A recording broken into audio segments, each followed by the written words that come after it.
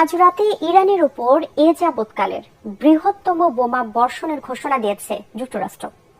Fox নিউজকে দেওয়া সাক্ষাৎকারে এই কথা জানান মার্কিন অর্থমন্ত্রী স্কট বেসেন্ট। এদিকে রাজধানী তেহরানে চলছে দফায় দফায় যুক্তরাষ্ট্র ইসরায়েলের যৌথ হামলা। বিভিন্ন সরকারি অবকাঠামো লক্ষ্য করে চালানো হচ্ছে অভিযান, তবে পাল্টা জবাব দিচ্ছে তেহরানও। অভিযানের লক্ষ্যবস্তু মধ্যপ্রাচ্যে মার্কিন ঘাঁটি এবং মিত্রদের সামরিক ও জ্বালানি স্থাপনা। বিস্তারিত তৌহিদুর রহমান নিশানের রিপোর্টে। ইরানের রাজধানী তেহরানে নতুন করে হামলা শুরু করেছে ইসরায়েল। শনিবার ভোরে শহরটিতে আবারও হামলা শুরু করে ইসরায়েলি বাহিনী।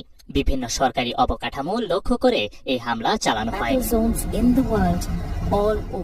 সামাজিক যোগাযোগ মাধ্যম এক্সে ইসরায়েলি সেনাবাহিনী জানিয়েছে, শুক্রবার রাতে ইরান তাদের দিকে বেশ কিছু ক্ষেপণাস্ত্র নিক্ষেপ করে।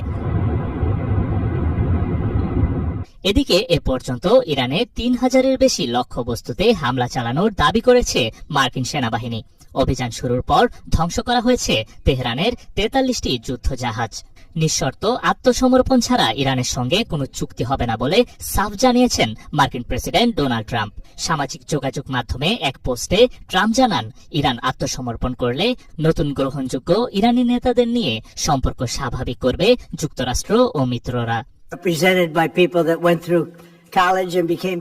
অন্যদিকে ইসরায়েলের কাছে জরুরি অস্ত্র বিক্রির অনুমোদন দিয়েছে যুক্তরাষ্ট্র।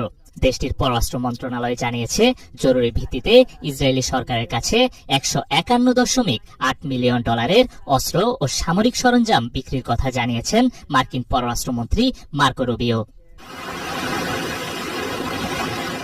মধ্যপ্রাচ্যে চলমান যুদ্ধ পরিস্থিতির কারণে কার্যত বন্ধ রয়েছে হরমুজ প্রণালী। এতে বিশ্বব্যাপী দেখা দিয়েছে তীব্র জ্বালানি সংকট।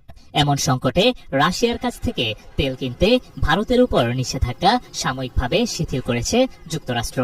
তবে এরই মধ্যে হরমুজ প্রণালী নিয়ে নতুন ঘোষণা দিয়েছে ইরান সরকার। অন্যান্য দেশের জন্য হরমুজ খোলা থাকলেও হামলা হবে যুক্তরাষ্ট্র ও ইসরায়েলি জাহাজে। Facility housing offices and warehouses